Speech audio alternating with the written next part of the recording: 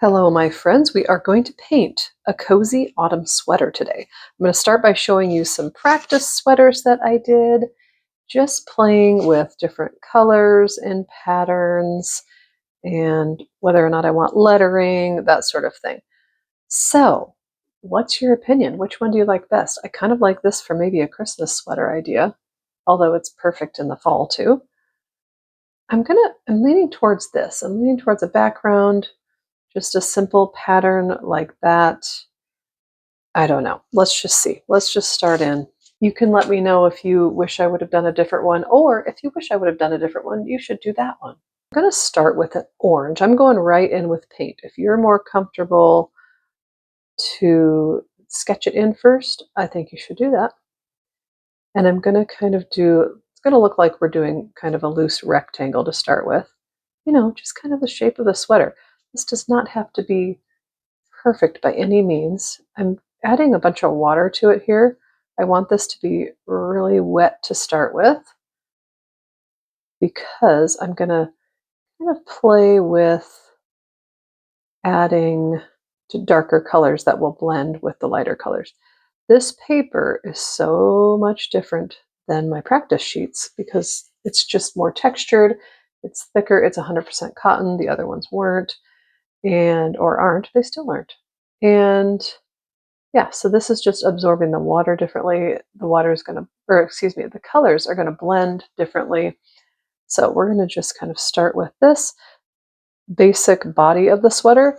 And then what I'm going to do, you could kind of go about this any way you want. I'm going to just kind of come up here for the shoulders. And I'm going to start just basically drawing with my paint, the sleeves. Okay. You can make them skinny, you can make them super fluffy and bulky, whatever you want your sweater to be like. And I'm gonna fill this in as well. Get some more water, make sure it's nice and wet, and bring this up here. I'm gonna be adding water and color to all of this because it will dry very quickly. And I don't want it to. It sure can, and it's not a big deal if it does. So don't fret if it does. You just won't have as much blending capability if everything is dry. My paper's a little bit on a slant because I have 2 clips on today to keep everything kind of in order. I don't know the words. Okay. I'm going to come over here and do this sleeve. And these don't have to be symmetrical either. You know what I mean? Because we are just, it's a sweater that's just lying flat. And it can just be folding certain ways. Yeah, just have fun with it and don't worry about perfection. We don't worry about perfection here. We just don't. All right, adding some more water in here. And I'm going to bring that up. This is going to be a turtleneck sweater. It is not cool enough here to be wearing a turtleneck sweater, but in my dreams it is. So I am a cool weather kind of gal. I'm looking forward to it. It looks like after today, we're going to have some nice cool temps for the week. And I'm just adding very little more color. I do have a little bit of color on my brush, but really just wanting this to be nice and wet for when I'm adding some darker colors here. Yours does not have to look like mine. And in fact, you might not want it to when all is said and done. And so you can use whatever colors you want. You can do a turtleneck sweater. You can do, oh my goodness, crew neck. I'm trying to think of the things. V-neck, whatever you want. But I'm going to do a little turtleneck here. Right? Actually, not a little turtleneck. It's quite the bulky turtleneck, and I like that. All right, so there's that. Everything is still wet. This is kind of pooling down here because, like I said, my paper's on a slant, but that's okay. And I'm going to make this sleeve a little bit longer. Just feels like it would look better if it was longer. And maybe a little bit wider right here as well. That's the other benefit of keeping everything wet is you just kind of add to it and then there's not a lot of lines, like harsh lines of the paint being a different color. All right, now I'm going to bring in a darker color. The color that I've been using here is a mixture of cadmium-free red and cadmium-free yellow, and heavy on the yellow. This one's going to be a little heavier on the red because I just want some darker variations throughout the sweater. Definitely on the sleeves. We're going to do some cuffs. And so see how everything is still wet and it's just kind of blending in, and I like that look. I'm going to remove one of my clips because I don't like how much of a slant it was on. See, now watch. If I go like this, it's the color moves. I don't even know if you can see it because when I do that, it gets so bright from the window that's in front of me. All right. More dark down here. And I apologize. I said the wrong colors.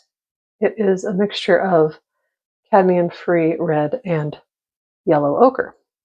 Okay. My apologies there.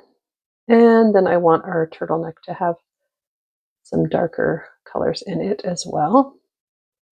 You could even do like a little outline of the darker color on your sweater just to kind of I don't know, to let it be free. I just want variations. I don't want a solid color of a sweater here.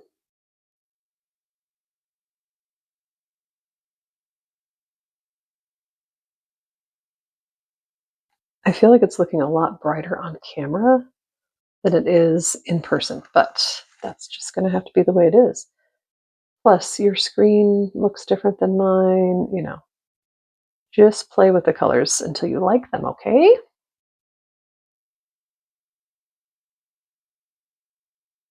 We're going to dry this now, and it's going to be even lighter when we dry it because that's just the nature of watercolors. And this is all dry now. You can see it is a lot lighter than when it was wet. So I'm just going to add a little bit more of the darker mixture on our sleeves. And down here, because what I'm doing here is I'm going to have some cuffs on the sleeves and a little band around the bottom here. And this will help be a guide for me as well as I'm drawing in my pattern. And these, you know how it's kind of like rounded right here? A, you can just kind of square it off with your paint, or B, when we add our ink later, you can do that. I'm going to bring it up here as well. And just kind of maybe, so it's not a super stark contrast, just kind of blend it around here as well, down into the sweater. And I want to blend it up here as well because I'm not loving how that's looking. So I'm going to just kind of do a bunch of that right here. You see how I'm just like, there's no rhyme or reason here. I'm just blending it, which is it's hard to blend when it's dry, but when the pattern is on here, it's going to look good. I promise. And then we've got these we're going to blend as well.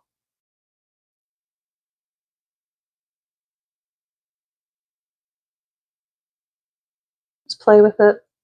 Just play with it. There's no wrong way to do this, okay? You're just playing. Add a little bit of color, or excuse me, add a little bit of water over here as well. And blend it up. And again, that looks goofy being rounded, but I am going to fix that with pen as opposed to paint.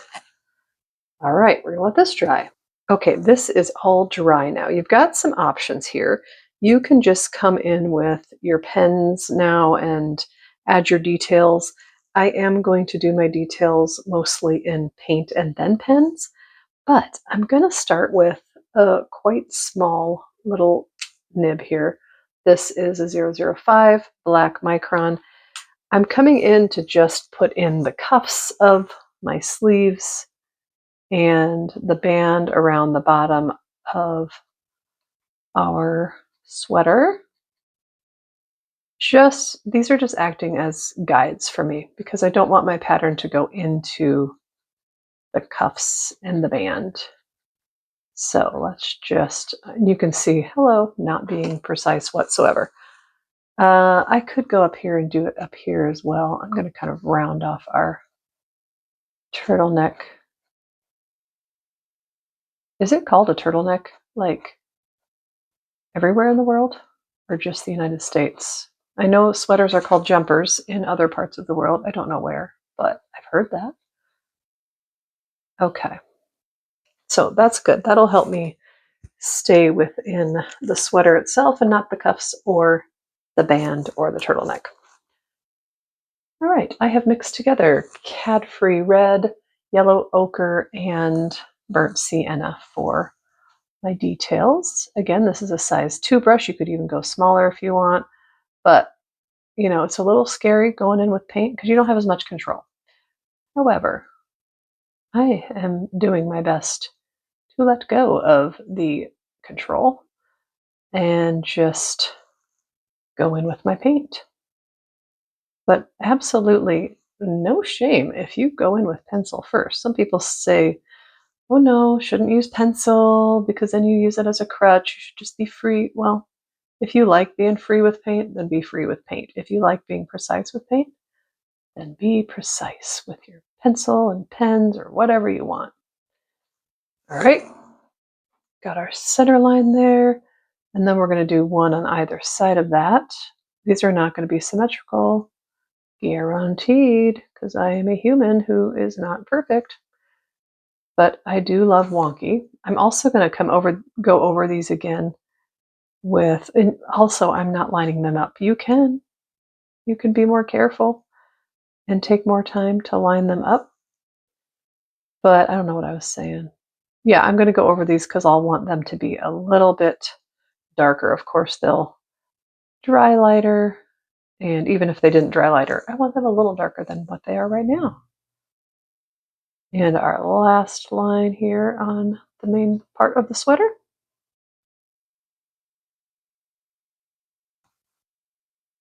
Every now and then I have to stand up and see, am I recording? Because boy, oh boy, I've had times where I have forgot to hit record. And that is a bummer. And I'm going to speed you through the rest of these because they're the exact same thing. And I let that first coat of the details completely dry, and I'm going over them again because, like I said, I wanted them to be darker, completely optional. And as I take a step back and look here, I want my band around the bottom, my cuffs, and the turtleneck to just be a little bit darker than the rest of the sweater. You know, once everything dries, it just lightens up so much, which is okay sometimes, and other times I just want to fix it, make it darker. So since that doesn't take direction, we'll just speed you up through that as well, and then let it completely dry. And now it's time for some pen detail. This time I'm going to use a micron size 5. It's a little bit bigger than the 005. So let's just start outlining. Here's the deal. I'm going to outline, so I'm going to speed it up because I'm just outlining. You can slow it down if you're doing this with me, or pause while you outline as well.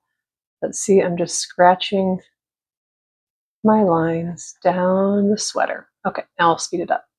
And you can see I'm also going over the little details.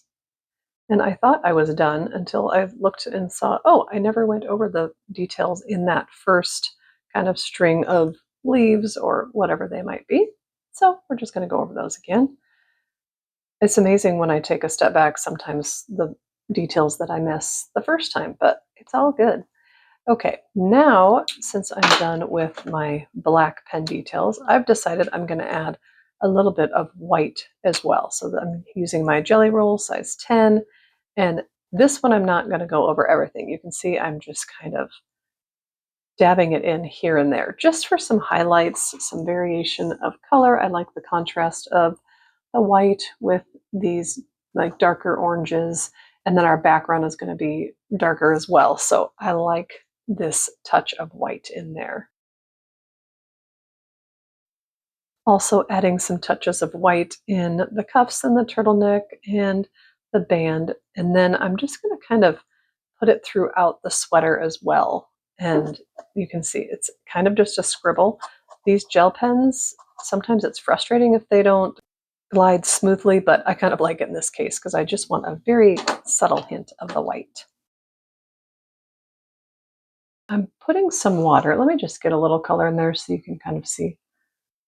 Actually, I'm going to speed you through it because you don't need to see me add water to the background here. I don't know if I got it in the sweater or not. I don't think so. So I'm going to fill the whole background with water, and then I'll be right back. And now for the background color, I have mixed together aqua green and lamp black from my Winsor & Newton colors. And you can see what that wetting of the background does. It just lets this glide right on. And you don't have to be, well, you do have to be careful. Who am I kidding? You do have to be careful around the sweater. But since we added the water first, the water is there to tell the color where to go, if that makes sense. So now my paper's slanting that way. And we're just gonna keep adding our color until we like it. And I like to vary the shades of this color combo in the background, so I will be adding some more to certain spots than others. Okay, and so since the background is not groundbreaking new stuff, I'm going to speed you through it. And you can just see I'm kind of trying to be careful around the sweater and adding different colors here and there.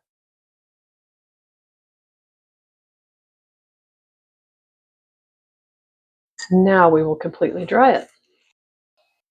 And I am happy with the final color of our dried background. I love it. And I hope you love it too. Now, if you don't love this one, I hope that if you give this a try, you love the one that you do. This is the perfect project to play with line and wash, to play with wet on wet, wet on dry, whatever you might like to do. You really just can't go wrong with this one. I hope you do decide to pick up your brush and give it a try, and I hope you'll join me in the next video.